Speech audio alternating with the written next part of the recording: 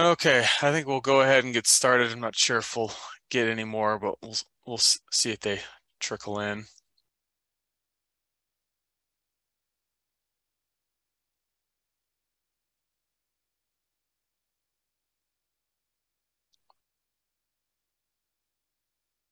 All right, can you guys see my PowerPoint okay? Yeah, it looks good. Okay, so yeah, apologize for delaying this a month. I'm sure that'll probably relate to some of the lower numbers of attendance today. So just a lot going on at July. Just so some of you are aware, our building was kind of hit with some of the flooding.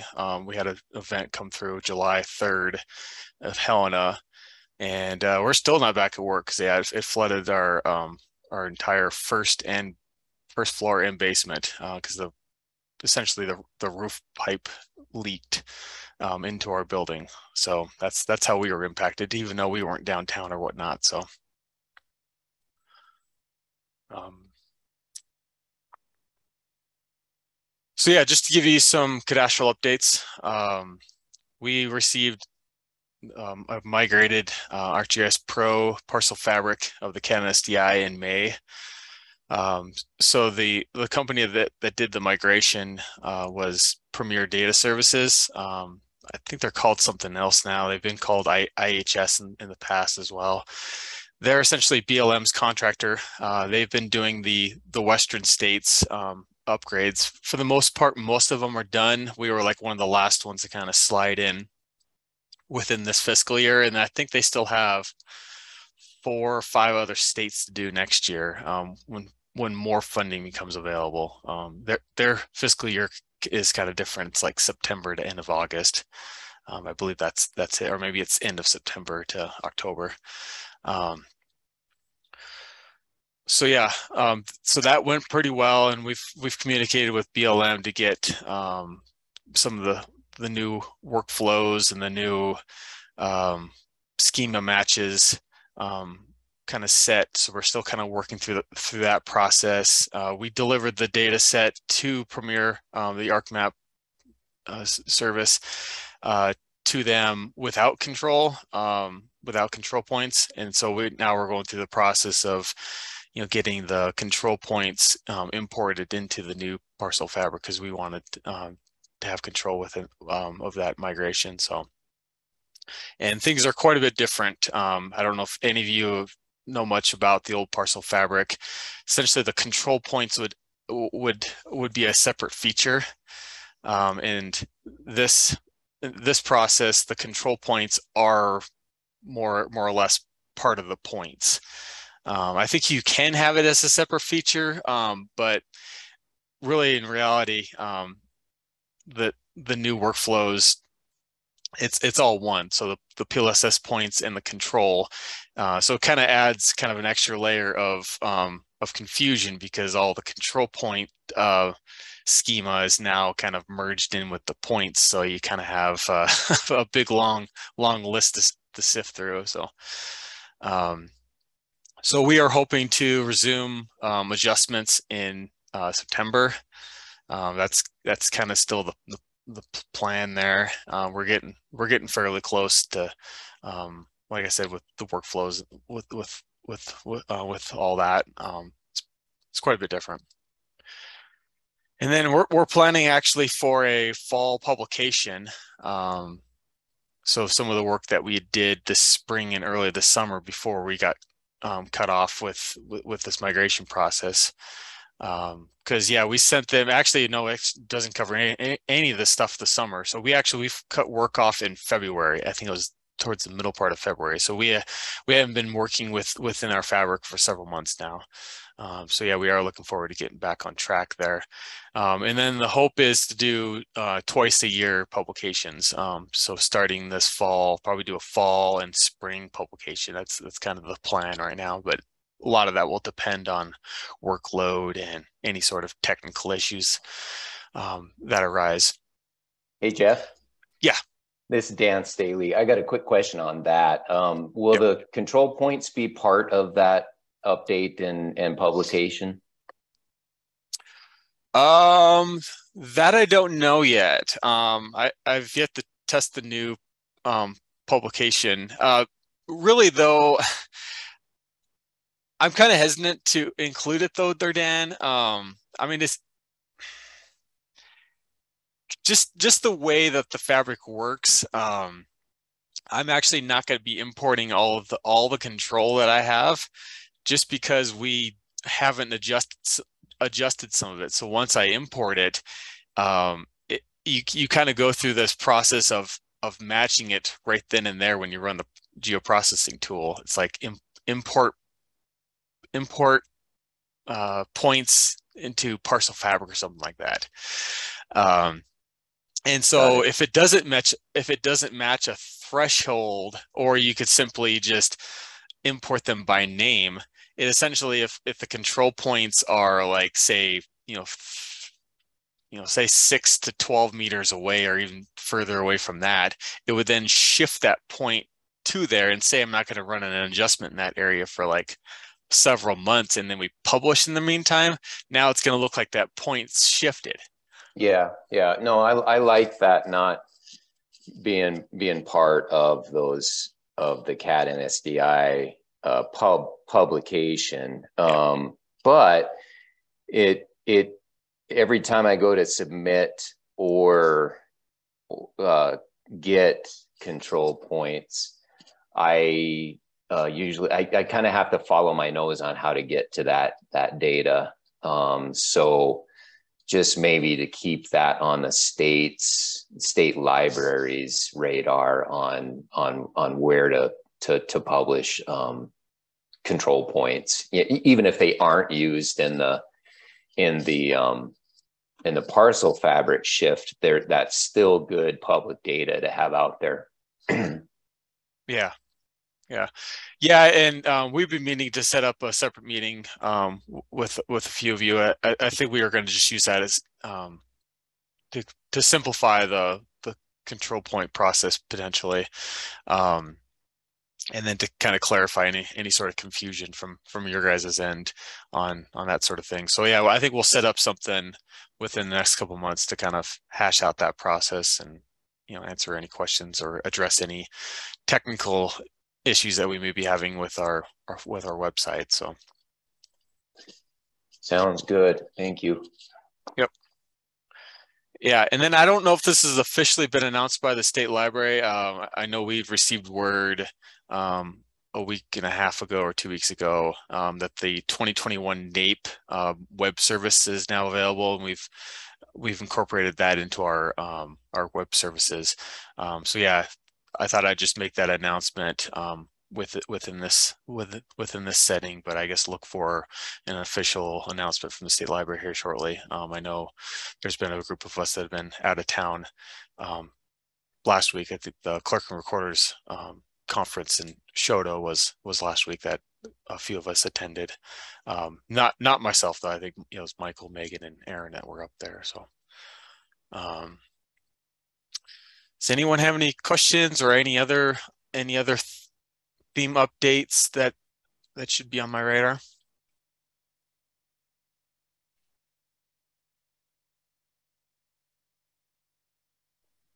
Okay.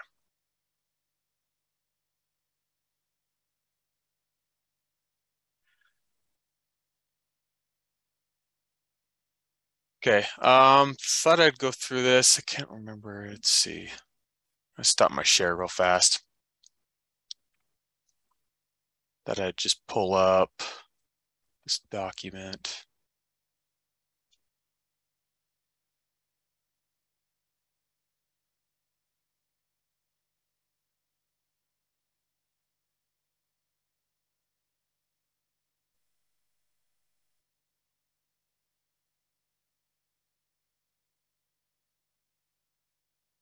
Okay, can you guys see the workflow document? Yes. Okay. Yeah, PowerPoint's acting really weird on me right now, so I don't know why I was not able to pull this in. So we've kind of been looking at designing a workflow for evaluating areas for adjustment, and we can certainly add some more things based on some feedback.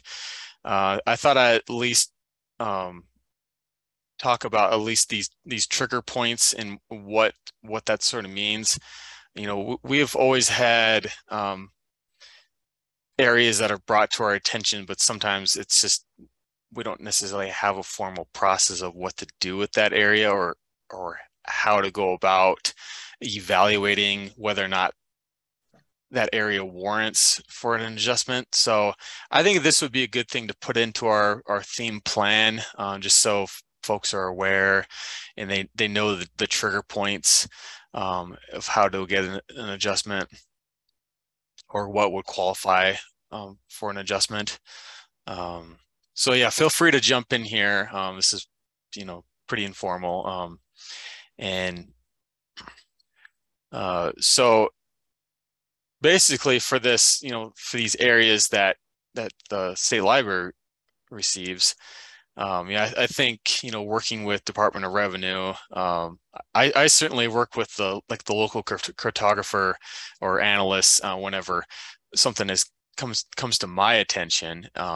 Actually, one just this morning I was communicating with Guy about. So, we're in regular communication about that to them. But this would probably be more of a kind of a larger process going on with a particular area. So say, for example, I know one area that we're struggling with is belt. This could potentially go through this whole process for an area like that, and identifying a need for an adjustment within that area. So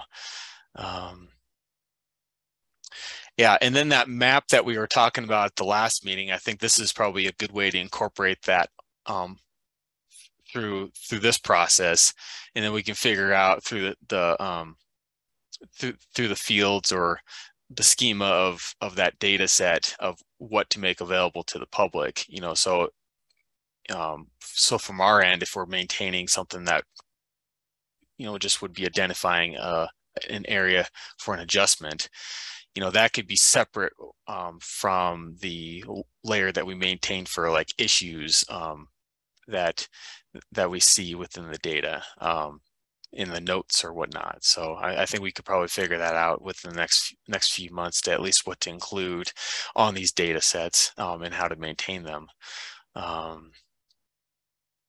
Does anybody have any questions on that first part of an area of what we would do to it? Kind of high level, I think we bring it to Department of Revenue's attention. And then from there, if a parcel needs to be redrawn, it can be added to the map. If additional control needs to be collected, that would be noted. I would think you might want to add something in there. This might even be public facing, that says kind of in progress for things that the DOR is aware of and that we're working on.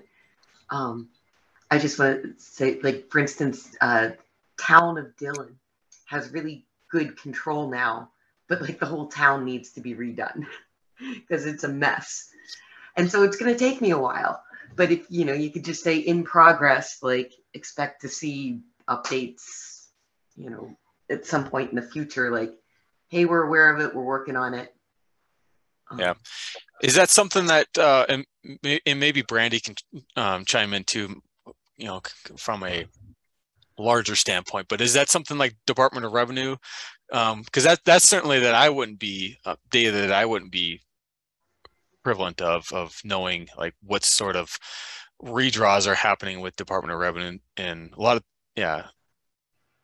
We basically, I know what I'm redrawing. I think the other individual analysts and cartographers sort of know what they're working on, but I don't know if Brandy and Christian even keep track of like what we're individually doing. So yeah.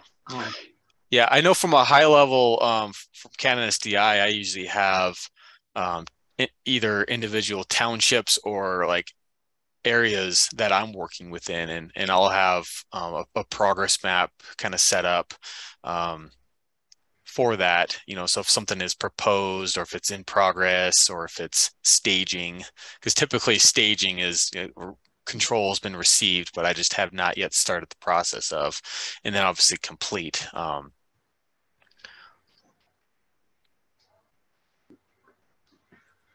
Yeah. I've got a little bit of a question on the PLSS adjustment, and maybe it's not really, well, let me just throw it out there. I've got a couple of projects that are a result of OnX mapping being off. And they're pretty substantial projects, and they won't happen until the next spring because hunting season is right around the corner, and they don't want our crews up there messing up the elk hunting and next month. But it's becoming kind of a trend, more common to see that.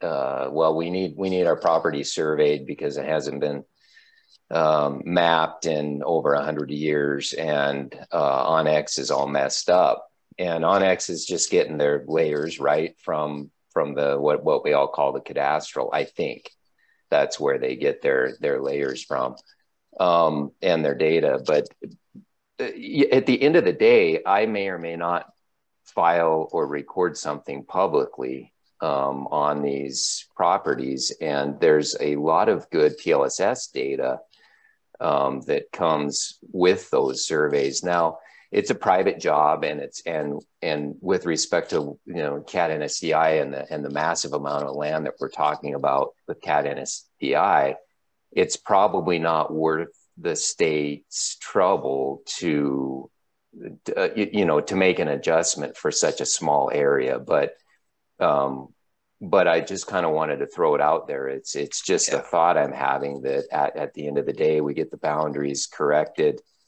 we get them marked on the ground, but then the final wish of the client is for OnX to be adjusted so that it can be corrected. So there's got to be some sort of a cadastral adjustment associated. And I've got to figure out the best way to do that, to get it into the right hands, so that it can be adjusted. Yeah, and I would say it depends too. If you're looking at, say, somebody owns a section of land and those sections are off, and you can get us the section corners without a survey being filed, I think we could take that. But for Department of Revenue, if like you're changing boundaries or it's a riparian boundary, which we've had a lot of issues with OnX on that, we need to see an official survey filed at the clerk and recorders to make those changes. And I think it goes even beyond that. I think it's not just the retracement filed, but I think quitclaim deeds need to be recorded as well before the DOR will make any adjustments that's affecting neighboring landowners. But yeah, I hear what you're saying there. It's just in the case where there's no certificate of survey being filed, or corner records being updated or anything like that. In that case, what I'd like to do is send a shape file directly to the DOR. Yeah, I think we'd have to talk, Brandy and I would have to talk with some other folks about whether we could, about how that would work. Because the big thing I've been taught from the very get-go is we go off of recorded documents only. Mm-hmm. If you want it to appear somewhere, you want the changes on your tax record, on the mapping, whatever, you need to record it. Yeah, okay, that's clear. I think that answers the question, and I don't want to spin out too long on this, because in the grand scheme of things, it's pretty small with the CAT NSDI adjustments. But yeah, but I do know like OnX has been becoming the bane of my existence. Yeah, I'm actually loving it. Really? Well, yeah, because it gives us a lot of work. I like talked to the one guy at the conference, and I just kind of was like, I got the feeling, I'm like, you guys know absolutely nothing about the data that you're using. Like, you don't know our update schedule. You don't know when, like, how we do things, if we're, that we're behind. You don't know anything. And like, you just put it out there with no disclaimers. And then I get taxpayers and people who are politically connected and old time families calling, complaining that people are trespassing. And I'm like, I can't do anything. Until you hire. Brandy did just clarify in the chat that the DOR can only accept recorded documents. And I think that's, for me, that's really important to know, because a certificate of survey is filed, but it's not recorded. So I think what she's saying there is the DOR can only make their adjustments if there's something recorded along with the survey. So that would be like a quitclaim deed or a warranty deed or an exchange deed or something recorded. No, our general policy is more like recorded. Surveys can be recorded on their own. They do not have to have a deed with them. But they're filed. I mean, there's a technical difference between filing something at the courthouse and recording something. No, it has a recorded stamp date by the clerk and recorder. Oh, that's what you're saying. Okay, got it. Yes. I thought you meant it was just recorded documents that prompt the DOR to make those adjustments. And as far as the deeds go on that, it's up to the individual county clerks and recorders whether they want quitclaim deeds to go with the survey or whether the signatures on the survey are enough. So with the riparian example, I've got an example on that one, just for everybody's knowledge. I'm an examining land surveyor in Bighorn County, and there was a survey filed that was a riparian survey.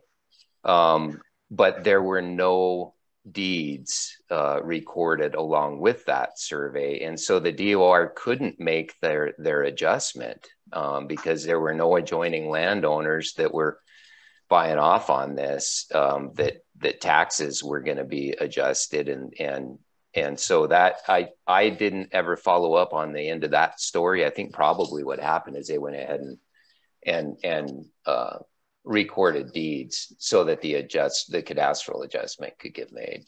Yeah. The reason why that was a special case is because they were claiming land that wasn't theirs yet. Because of the riparian process and the movement of the river, it wouldn't have been where it was. And so you can't just record that. You have to, there's other steps you have to do. So that's why that one was different. Yeah, the survey was just retracing a riparian boundary, and it had accreted quite a bit, so it made quite a bit. But the boundary moves with the river is the bottom line there, and had been moving for years. So the survey just updated that. But at the end of the day, it puts the DOR in a position where they really can't update the cadastral. Without, that's an example where it's the deeds that would kick in the cadastral update. Yeah. Aaron, you had your hand raised. Did you have something for us? Okay. Yeah. And I think, so. Go ahead. Dan, was there a reason why the landowners didn't want you to file? So it wasn't me. First of all, it was another surveyor, and I was the examining land surveyor for the certificate of survey, but it was called a retracement. And when you do retracements of boundaries, whether they're riparian or whether they're the USPLSS or whether they're what I call private cadastral boundaries, there is no requirement when you do a retracement to have the landowner sign the certificate of survey. So I could go out, Aaron, and retrace your property in Helena and file a certificate of survey on your property in Helena without you ever even knowing about it. And that was the case in this case, where the surveyor was retracing government lots that were lotted against the Bighorn River. And then Bighorn River had moved. And so the surveyor went out and did his job, filed the COS for his client, but the client didn't communicate at all with the neighbors that this was going on. And so there were no signatures, affected landowner signatures on the certificate of survey, or recorded in quitclaim deeds. And so at that point, the county said, yeah, this is all legal. DOR, it's kind of your problem. And that's the last I heard of it. But the landowner wanted it to be corrected. They didn't want it filed, but they wanted to see it corrected in Onyx. No, I'm sorry. This was a different case, but the landowner didn't prompt it at all. What happened was the DOR called the county commissioner's attorney and said, we got a problem here. And the attorney called me, and I looked at it, Lance, and Lance called me and said, is this the county's problem? And I said, no, not really, because there's nothing illegal about the certificate of survey that was filed. So that I wrote a little bit of an article on that one in the Treasure State Surveyor, that just kind of gave surveyors a heads up that, hey, if the end result, your client wants the cadastral to be updated, then you need to make sure, even on retracement surveys, that you're getting deeds filed with them. Can you share that article with us? Yeah, I tried to dig it up. I think it was last year. But even if you just send it to me, I can share it to the group. Yeah. And I would say, if there's anything that we could do, I don't know, a one-pager, a brochure for surveyors to have themselves, or to give to landowners, that discusses this process so that they do make the correct, I don't know, filings with the local government, whether that's a recordation or just a filing, so that in turn, it eventually makes its way to us and DOR, so that then eventually it can be updated in the statewide cadastral. I mean, we'd definitely be willing to do that. I don't know what would be the best for what your experiences are when working in the field with private folks. It's just kind of when they first call and say, hey, I need a survey, it's working through that maybe just filing a retracement certificate of survey at the county courthouse isn't enough for their goals. It just depends on what their outcome desires are. And it's just the professional community being aware of that and knowing to ask the question when you first get the phone call. Yeah. Okay. And maybe that's a presentation, Jeff, at the next tomorrow's. Yeah. Hint. Right. Yeah, it would be, it'd be pretty good to, I mean, again, we're not talking about massive land masses here, which is kind of more the goal of the CAD and SDI adjustments. But I mean, in the course of a year, retracement surveys, they, statewide, they probably add up.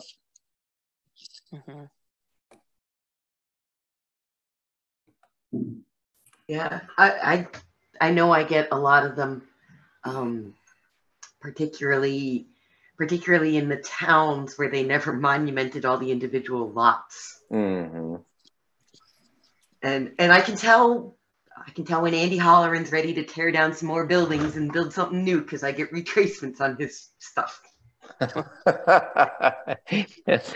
Well, now I know exactly what you're talking about, Allison. And hey Jeff, guys. you were. Oh, go ahead.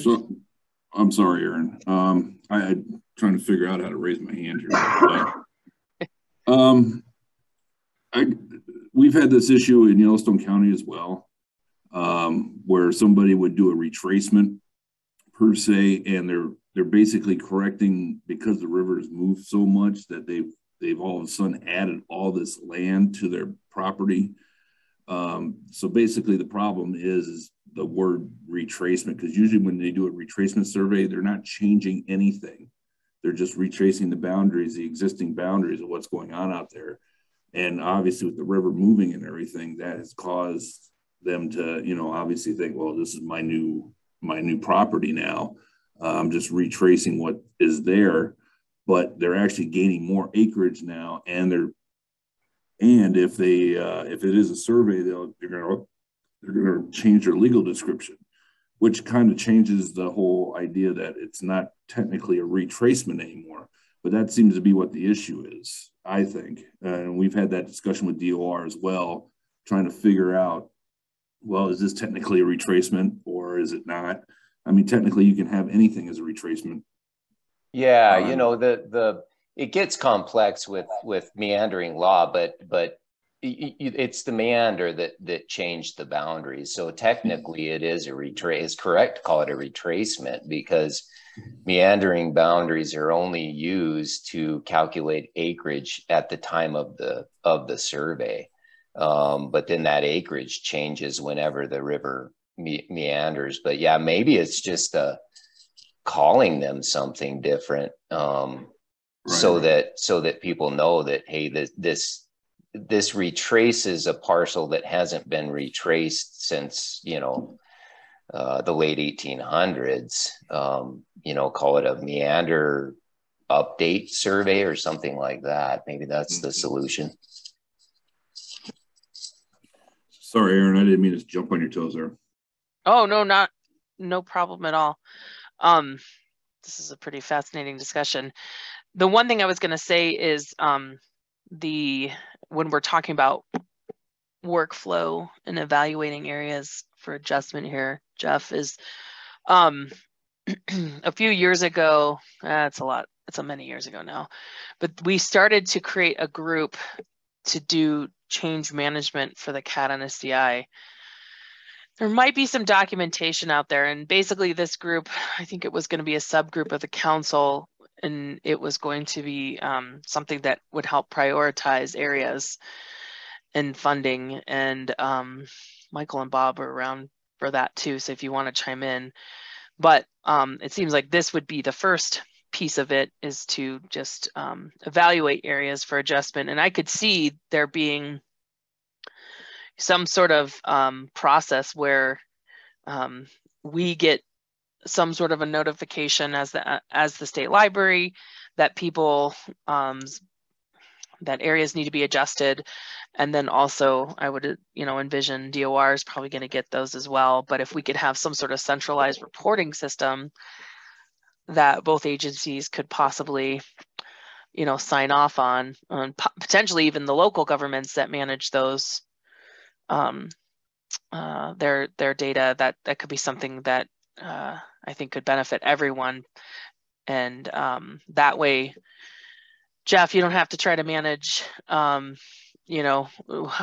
or DOR updates, and where Allison may be at, she can manage that herself through some sort of reporting system.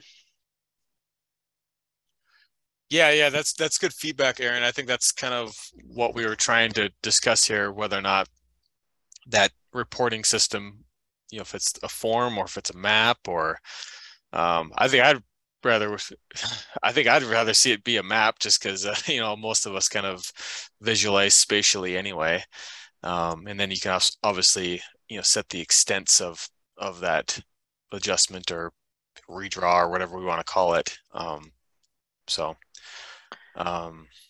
Well, we are exploring ServiceNow, just for everyone else to be involved in the discussion. Unfortunately, there's quite a bit of backlog for the state for the ServiceNow development, but having some sort of reporting process for all the spatial data infrastructure is really the way we want to go, and integrating it with geospatial. There's a bunch of agencies now that are testing out integrating ServiceNow with some geospatial workflows, and it would just be a piece of it. And of course, you can't get rid of the mapping component. I agree, Jeff. Okay. I think that's something we'll probably iron out in the coming meetings. So this next trigger is kind of something that's already existence, but this would make it more formal. We've added the MDT PLSS survey data probably in the recent years. But typically when a PLSS adjustment is needed, most of that comes through our grant program. So a lot of this stuff is being funded through those dollars. So we'll get the certified corner records, and we'll get the data that obviously was funded through the grant. But if it's a non-grant though, we treat it the same though. We'll go out and try to get that county's data from MDT. It is kind of a manual process to do that too. And and I've talked with Bill Bill Weber over at MDT, what would be the most simplest way, because I think it's even an issue on their side for their document management system, because I essentially will come to them with an entire county, even though we may be just looking at a small area within the county, and so it is quite the process for both Department of Transportation and for the state library to process those data. But there's some very, very useful data within MDT. I just wish it was more spatially tied for control points that were more readily accessible. And obviously the private survey data that was submitted to MSL, we don't get nearly as much of that. Typically most of our private survey submitted data comes from our grant program. And then other state partners, we've yet to explore some of these yet. DNRC, we've kind of have, just because they are out collecting data. I don't think we've approached FWP. FWP, I don't know if they're collecting data either, or if they're probably funding surveys, I would imagine, but that data doesn't come to us. So I think we're yet to figure out a workflow to incorporate that. And then other federal partners, BLM, I think that we'll eventually get there with them for control points. But yeah, Forest Service is probably the most active of our federal partners. They probably submit data to us twice or three times a year. And so then we incorporate those into our adjustments, obviously. So I don't know, does anyone have any questions or any other additional investigation of existing control that we possibly could consider?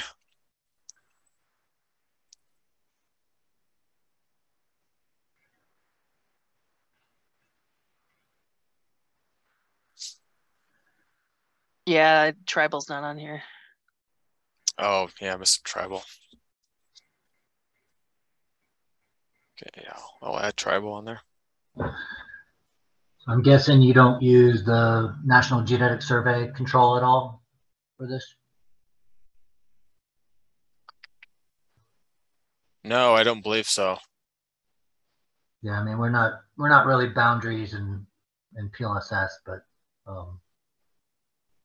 I don't know if they need that control for these types of surveys. So I've looked at the data services that are available, and it's not apparent what may or may not be on public land survey corners, except for like those boundary monuments in eastern Montana, and just kind of scattered points. Given that it's not for boundaries, I'm not sure how useful those data are for us. Yeah, I mean, the only boundary monuments I can recall seeing are there's the boundary monuments with Canada that I don't know if you'd use those, and then we've also got some boundary monuments from states, so between states. But other than that, like the PLSS corners and stuff, they can submit them to Opus Share, but I'm not sure how many people do.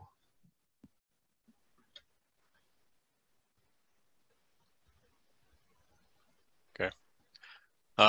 This next trigger is, I think, one that we have not yet have done.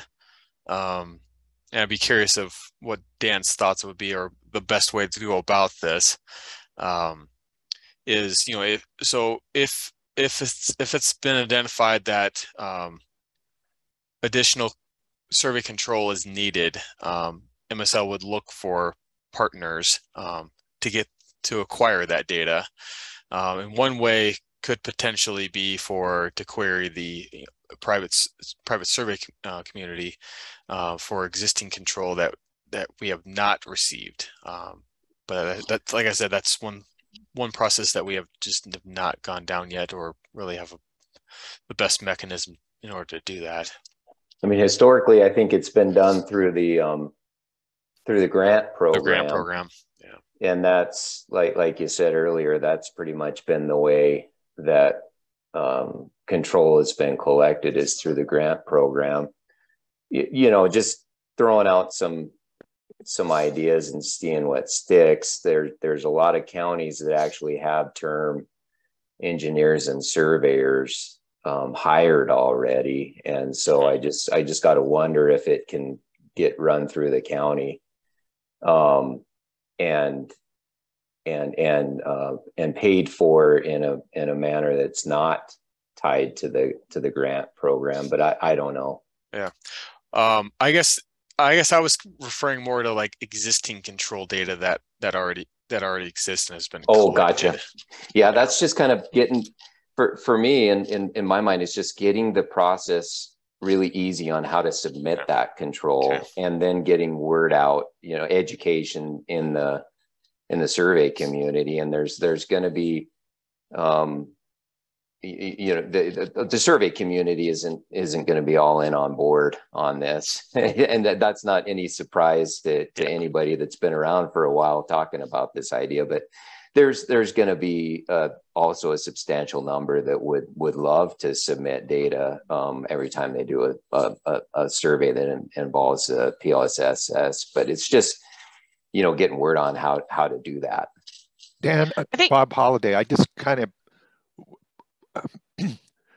I'm wondering what you would envision as an easier way to get control to us.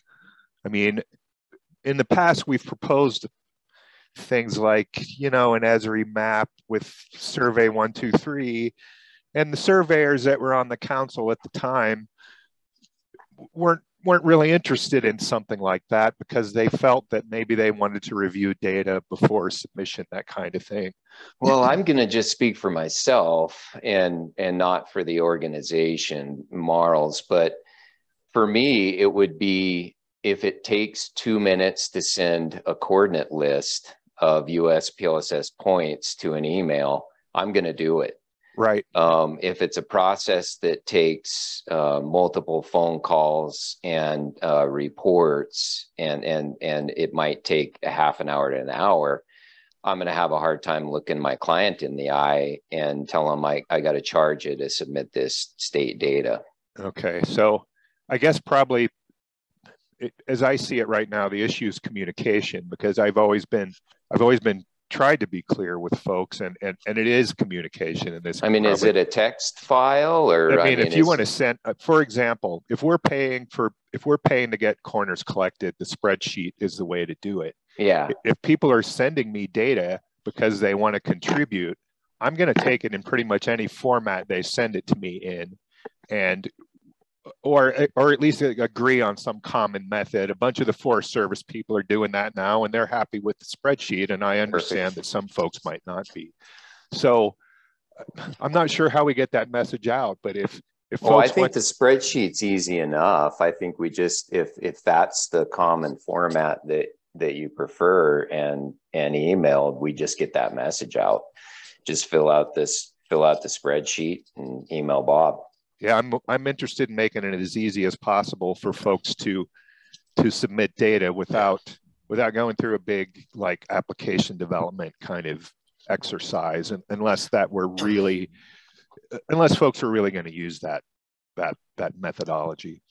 And we have one surveyor here that's really good at remembering to do it, and then the rest of us forget, because we might pick up a quarter corner and a 16th corner. There, 2 points for the whole boundary, and we just forget. Boy, even in that situation, just an email, then, I mean, even if it's just one corner, filling out the spreadsheet seems a little Yeah. like a little much. Just send it an email, and even maybe that stuff, instead of coming directly to me, maybe we need to make it all go through GeoInfo or something. I'm not 100% sure about that. But yeah, it's something I think of also to make it as easy on the submitters as possible. Yeah. I would also like to figure out a way with the surveying community to, just to remind surveyors that if they are collecting specifically for government entities, that's public data, and that we would love to, especially state, we would love to try to get our hands on that, and whatever kind of communication workflow or whatever we could do to make it easier, we're all about that. Michael, I think you had your hand up.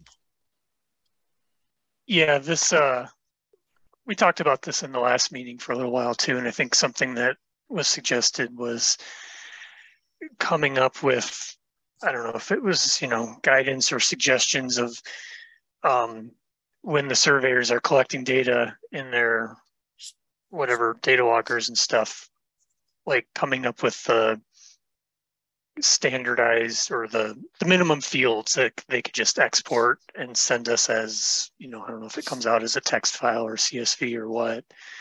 But if there were things we needed at the library, to be able to use and process that, just coming up with, a quick guidance of, what we'd like to see in those exports. I believe that was something we kind of talked about, trying to query a few different surveyors that might have different software or whatever to make sure that, it was relatively standardized. I think that probably, a text file or a CSV, it doesn't matter. It's whatever you guys want. And then, whatever's easiest for you and what format. But I think what we're zeroing in on is, again, we're talking about maybe 1 or 2 or 3 points, right? So keep it simple and quick, and then we can kind of get that standard process. We can get that word out. That's great. And it's been my observation that with the new generation of surveyors coming on board, they seem very, very eager to share and participate. Yeah, it's some insight.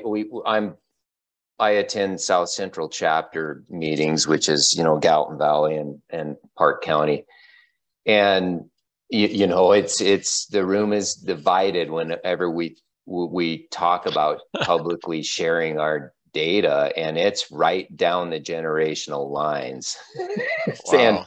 But the good news is there's more younger surveyors these days, and I would say that most of us really, really want to share USPLSS data. And again, so if we can just make that, if the one person at the state can just say, okay, here's the format that we want you to follow, and here's and make it really easy, then I think we could get a program going and at least get the word out that it's the options there. Well, I can certainly make a first attempt at, like, here's the minimum stuff we need to be able to use data that folks are giving to us.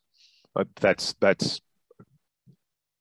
something that I could put together quite easily, actually.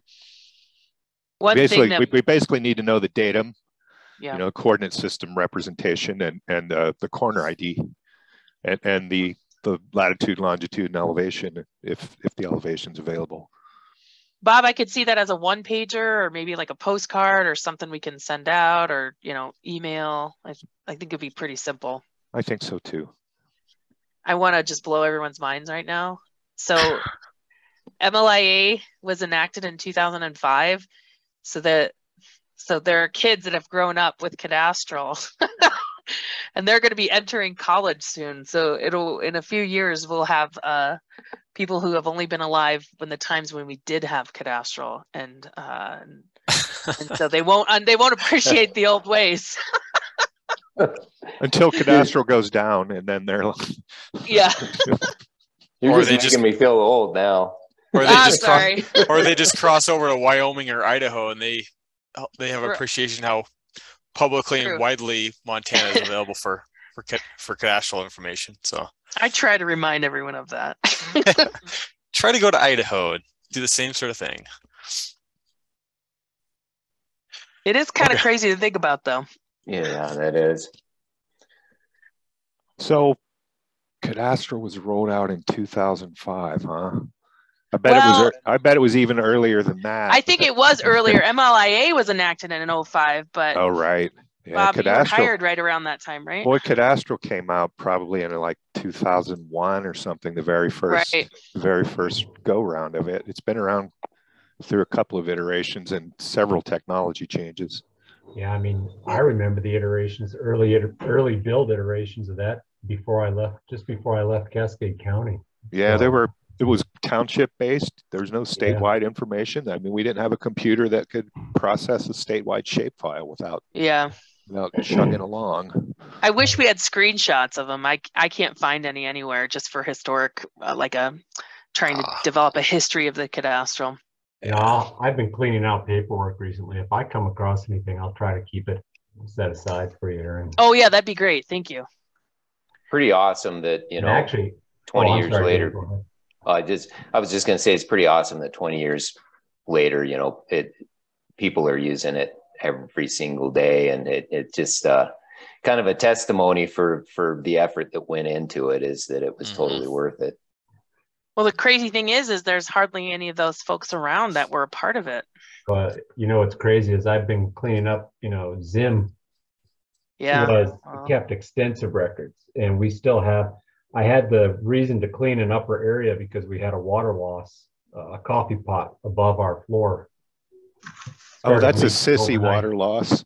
Yeah, that's different from your water loss, Jeff, but and folks at Steve Larry. But I've been going through some of Zim's 3-ring binders, and he has stuff going back to.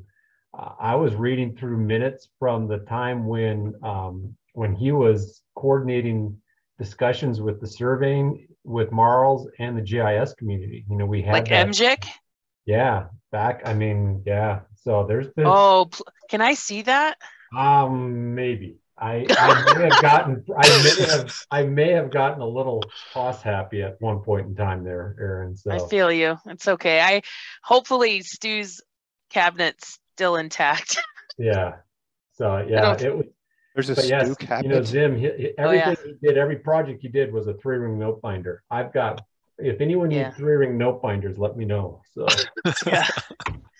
Zim was a very, very organized dude. Yeah, and so I mean, we've been just keeping. So, but this has been interesting.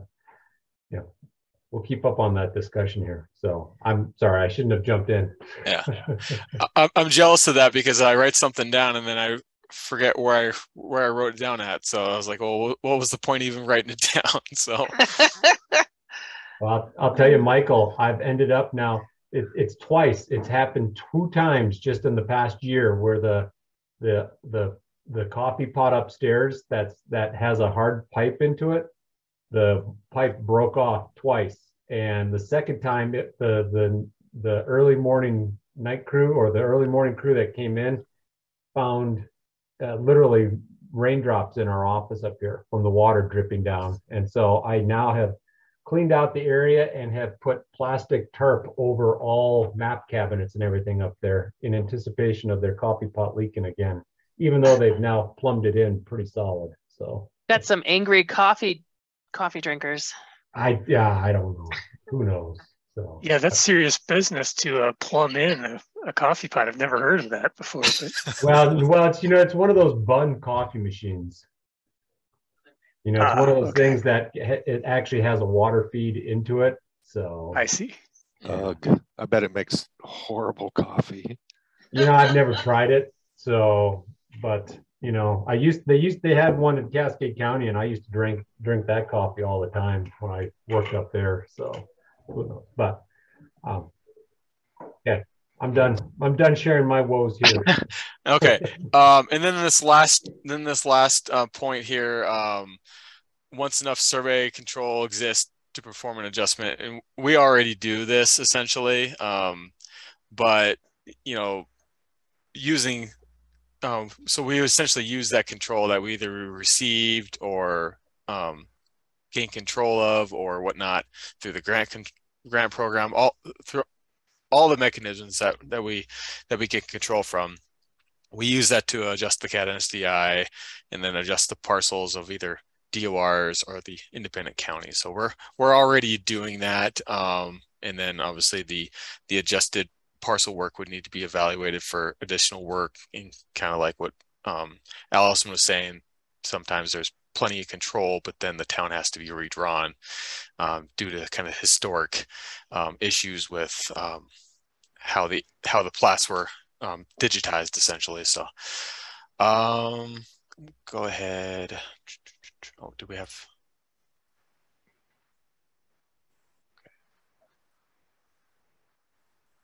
Pull back up my PowerPoint here. Okay, let's. You guys can't see my PowerPoint yet, have you? Not yet. Oh, Zoom! I sometimes hate you. Sometimes it's if you choose the app over the window, that might help you, Jeff. Yeah, I just did that. Okay. While we're waiting, I added the photo of our office in the chat. Oh, is that the one where of all the everything's stripped? Yeah. Those that hadn't heard, we had a pretty big storm that came through and dropped hail and over an inch of water in 20 minutes, and our roof drain was clogged, and then the roof started filling up like a pool, and then the pipe burst all over GIS and IT. Yeah, I mentioned something at the top, but yeah, it's crazy. So Brandy, I'll probably have you explain some of this stuff. I kind of put it on there just from a process of more curiosity than anything and how it affects GIS. But yeah, take it away, I guess. Thanks. Okay. Purpose of a tax year. Purpose of a tax year is so we have basically a date and time to say, okay, we're going to assess all property based on how it sits on this date, and that's January 1st. And it's kind of odd because it's behind. So like when you get taxed, that's actually, when you get your tax bill, that's actually from when it was assessed, I think like a year and a half before. So it's a process. We got the assessment cycle versus the tax year too, but everything is always behind. Right. So the values at this point are 2 years old, but you're assessed as to what was on your property as of January 1, 2022. And that'll be your bill that you get like that's due in November. No. No.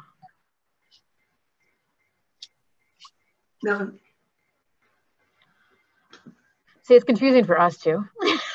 Yeah. No, we assess. So, you know, it's if there was a house there, they're going to get assessed for the house. If they started construction after the first of the year, they don't get assessed for that house until next year. But what was there on January 2022 is the value that's set for the 2022 tax year that gets billed later this year. Anything filed, and so any new splits filed after January or after December 31st, 2021, because nobody's working on the 1st, they all go into the 2023 tax year. Which is right. So basically in the future and backwards. So when we think of a tax year, it's not a fiscal year. Tax year is basically a calendar year since we start on January 1st. And right now, for example, we are working on the 2023 tax year, which for us, that means that we are inputting splits that were recorded in 2022. Yeah. Now, because of the way the assessment cycle works, we're always busy with stuff, and so we're always basically behind in a way, which is just how the process works.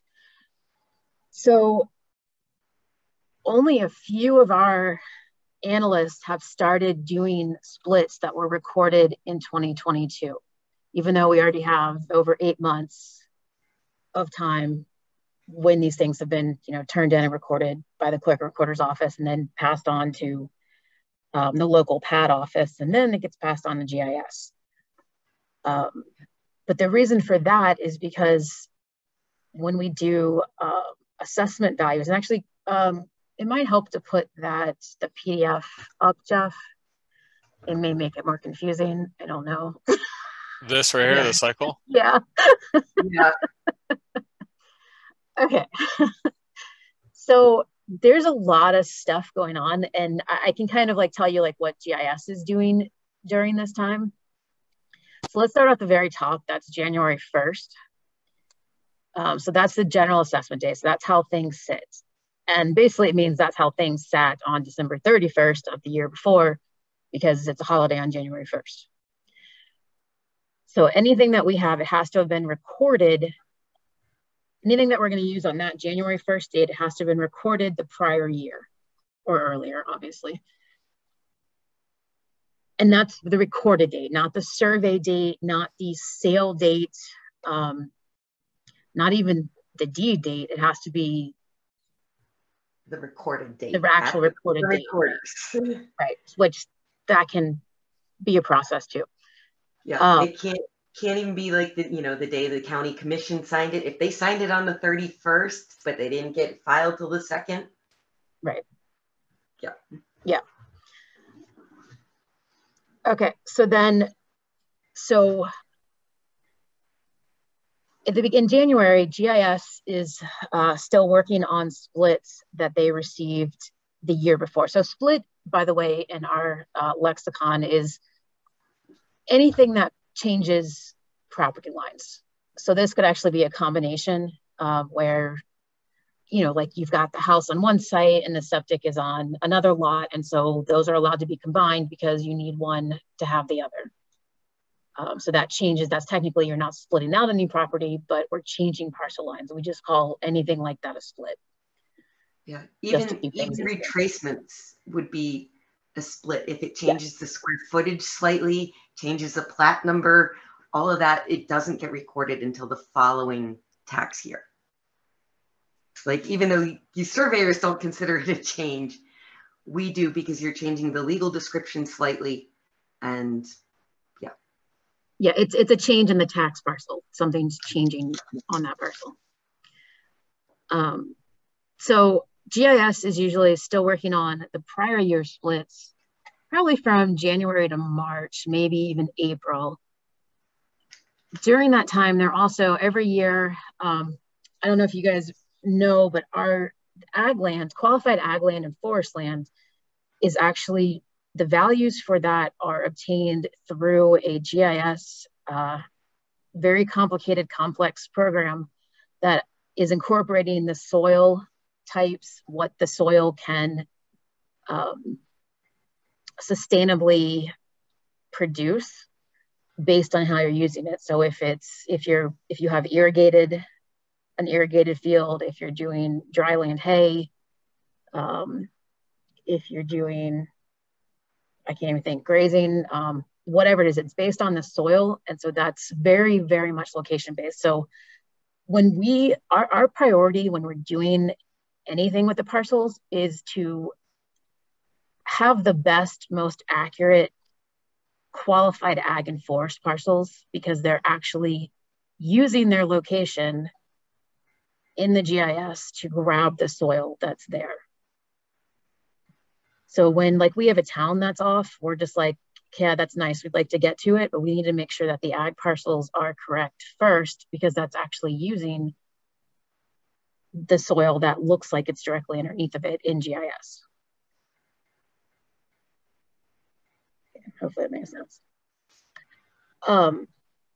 So every year there is what we do ag runs, which is where we're processing counties and different changes that have been put into the CAMA system, so the computer aided mass appraisal system.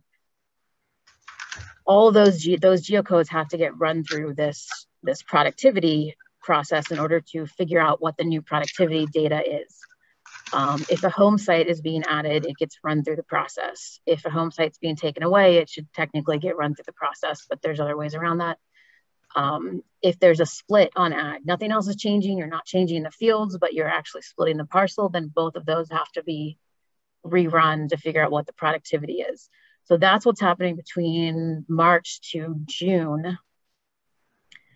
And basically about June 30th, mid-June, June 30th, that's usually when, if you had a change in your land during the year before that, so like as your land set on January 1st, it was different from the previous January 1st somehow. If that happens, then you get an appraisal notice or assessment notice. We use them interchangeably, but they're not the same words. That usually get that about the end of June, beginning of July.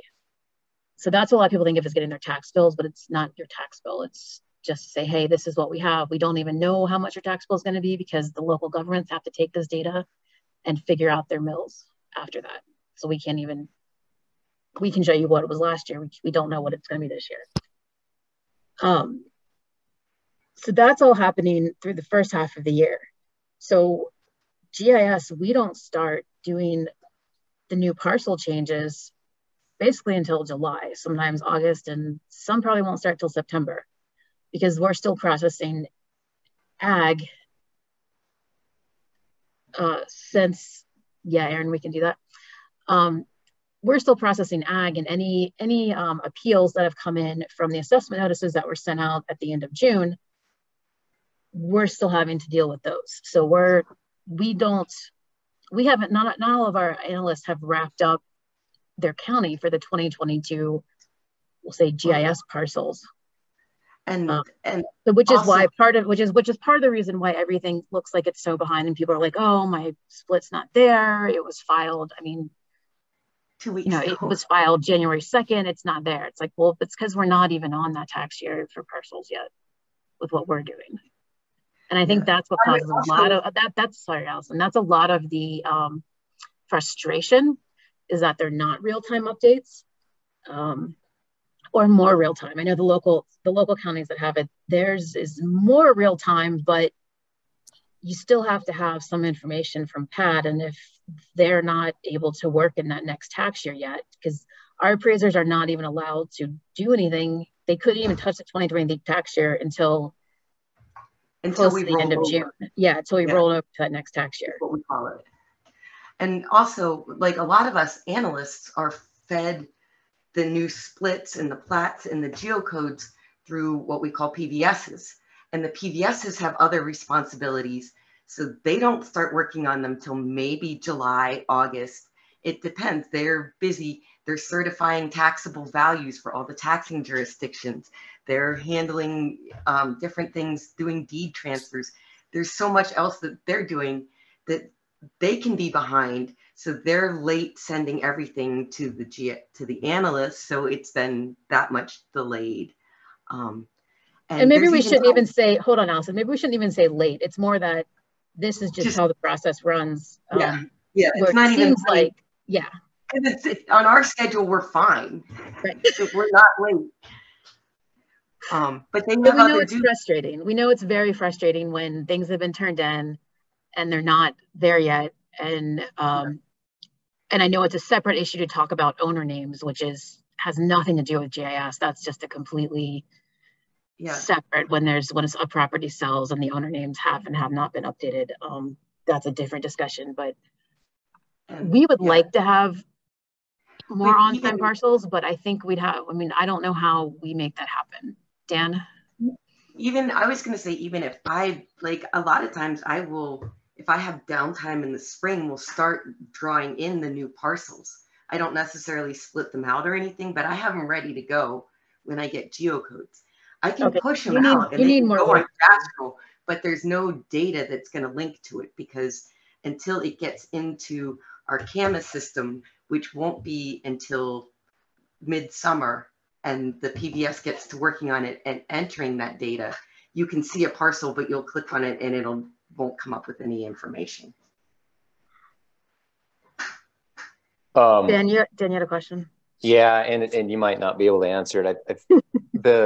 So again, for those of us that are trying to get updates pushed to applications that use the cadastral layers like OnX, we do the survey, we file the survey documents, and then the cadastral, what I'm hearing is that it's going to take about 1.5 years for the cadastral to get updated, depending on what time of year you record things.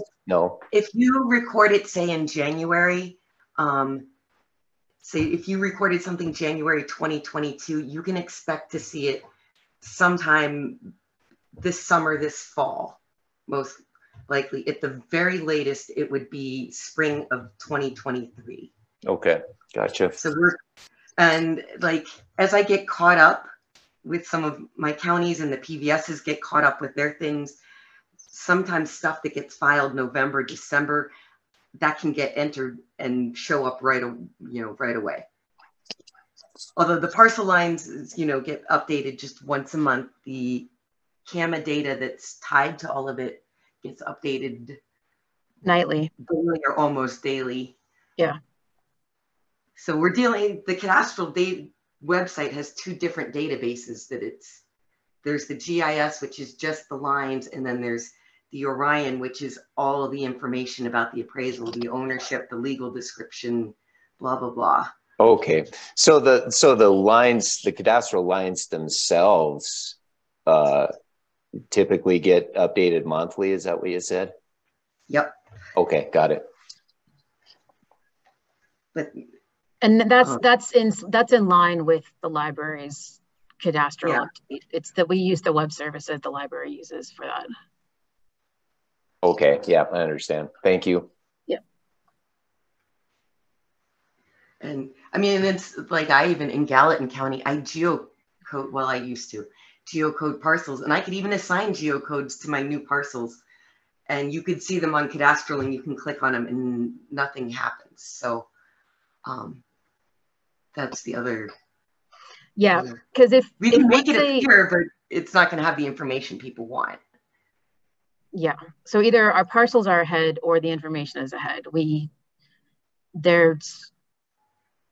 Unfortunately, I don't know if there's, I don't know how we'd ever sync that up. we don't, because we could start our parcels earlier. We could start, maybe doing the parcels earlier. Especially, I could see when we move to a parcel fabric system, having the recorded date in there, it'd be a lot easier to just go by that date.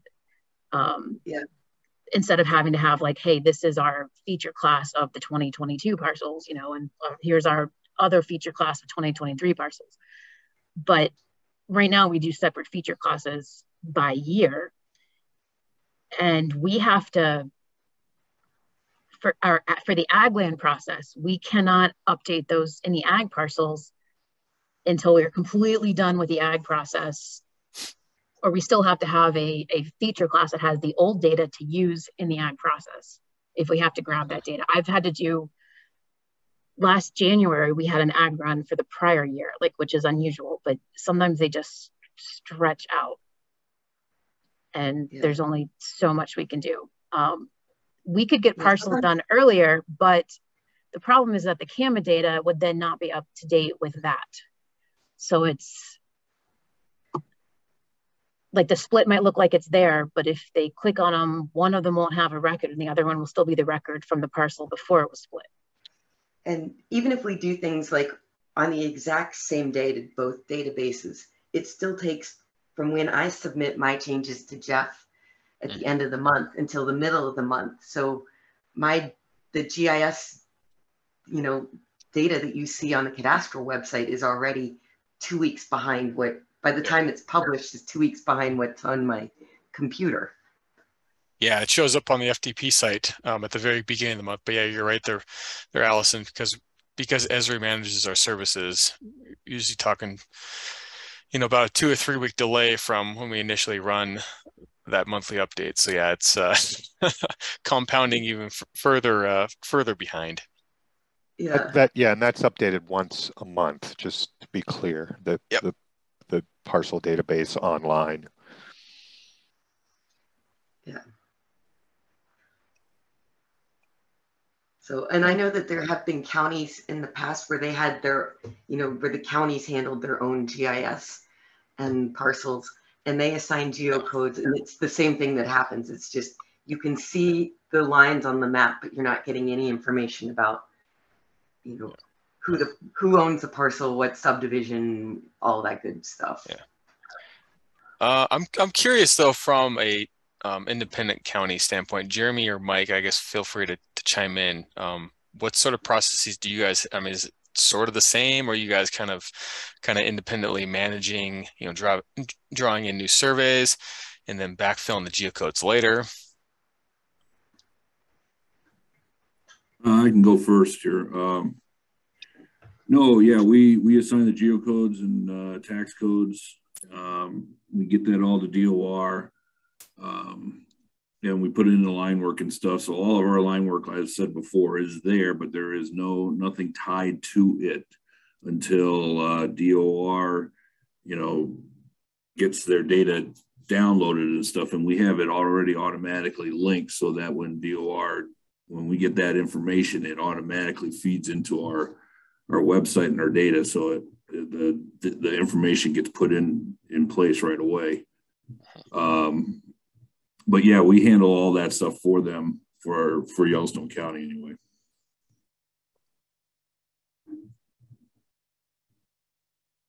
Hey, Mike, do you guys get the surveys first from the clerk and recorder, or how does? Yes, we do. We have a system where we monitor the clerk and recorder's website.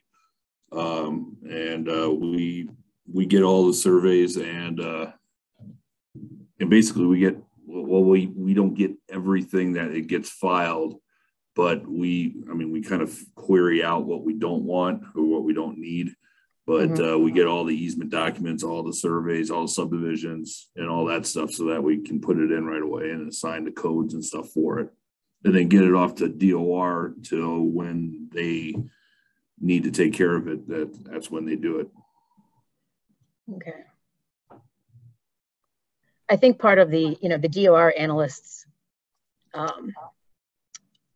lag is because we wait till the PVS is done with it, because they're doing, the PVS is doing part of what you guys would, assigning the geocode, where they get it first and they have to figure out where it is and what geocode it is and all that kind of junk, and then check for taxes and whatever they do and make sure everything's legal, and then it gets passed on. And so there's that can definitely create sometimes a couple of months of lag. Mm-hmm.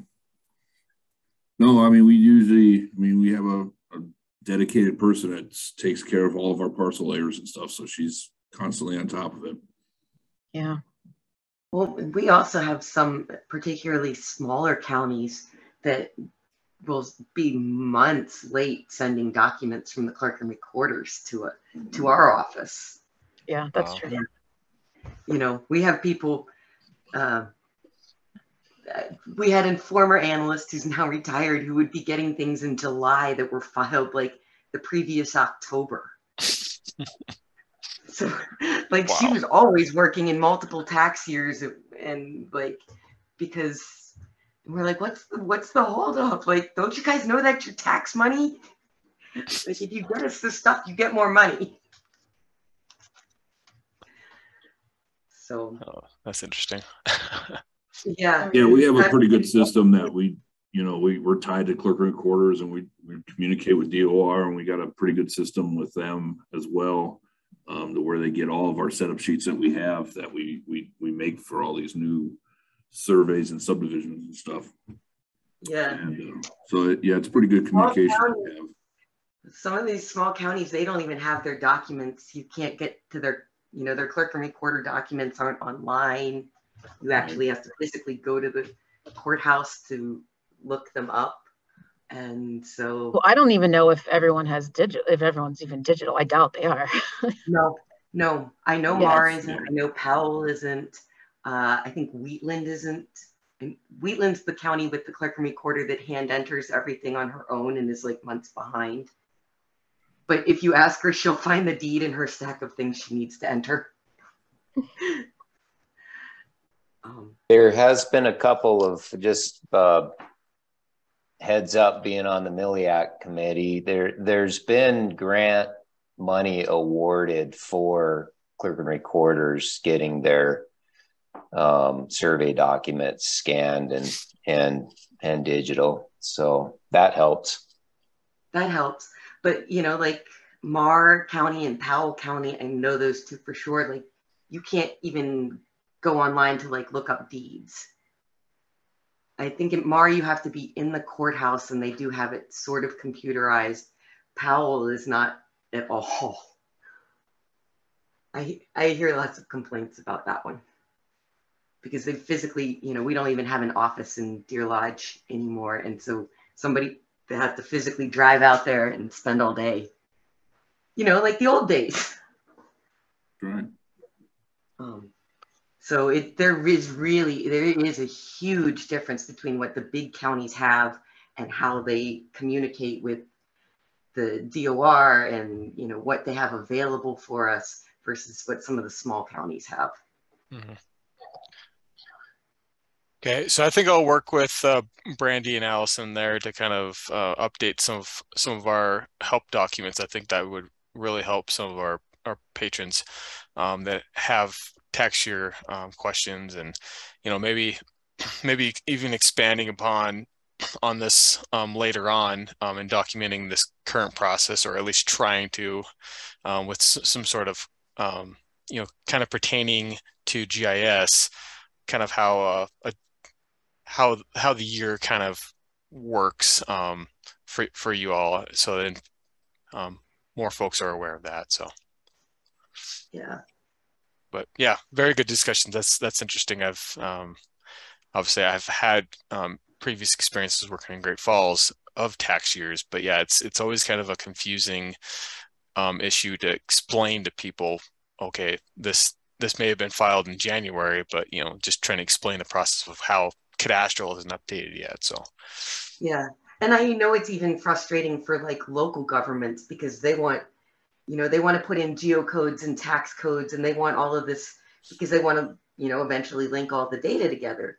And it's frustrating for them to be like, well, I can give it to you, but it's not. Well, I can give you a geocode. I can't give you a tax code yet. And you're kind of just going to have to wait, and everything else is going to be a couple months. Yeah. So I get it. And, okay. and people do really think that we update things instantaneously. We've gotten calls about, well, I filed a deed 2 days ago, and how come the ownership isn't updated yet? Like, because we're not that fast. Yeah, exactly. Okay, couple of wrap-up items. Did anyone get to? I know there was a few people at Yellowstone County. Anyone attend the UC? I'm just more curious of how the land records parcel fabric talks went.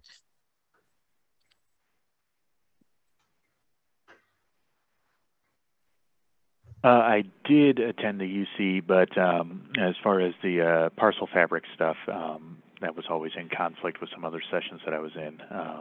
But I did see some local tribal government presentations on how they were dealing with land records, and it was boiled down to a lot of using third-party vendors such as Vertigis, in combination with Esri products to get just better document filing systems put together and a better reporting that they could provide to their community residents.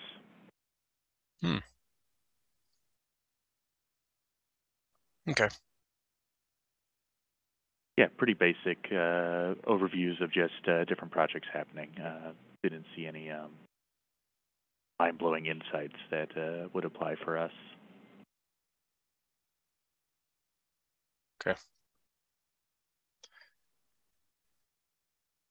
Okay. Anyone else attend? Mike, did you ever hear from how the land records parcel fabric talks went? Or I guess Janet and were probably all over the place.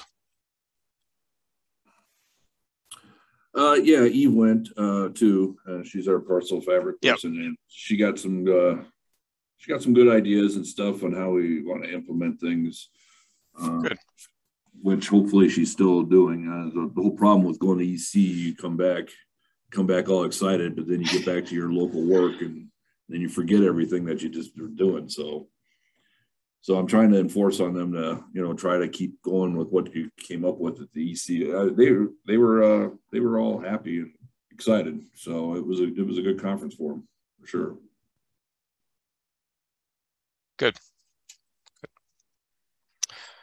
Okay, that'll pretty much wrap things up unless anyone has any new GIS staff hires that they've recently brought on. I don't think there has been, so. Okay.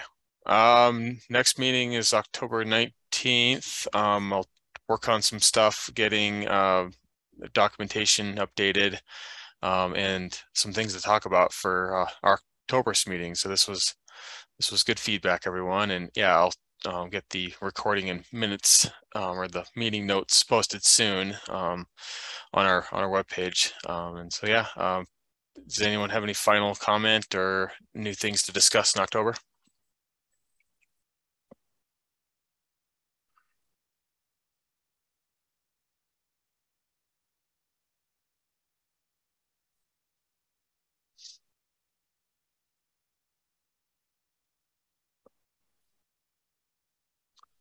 All right, then. Everyone have a great day, and thanks for your time. And Thank you, Jeff. Yeah, thanks, Jeff. Thanks, Jeff. Yep. Have a good one. Thanks. Thanks, guys.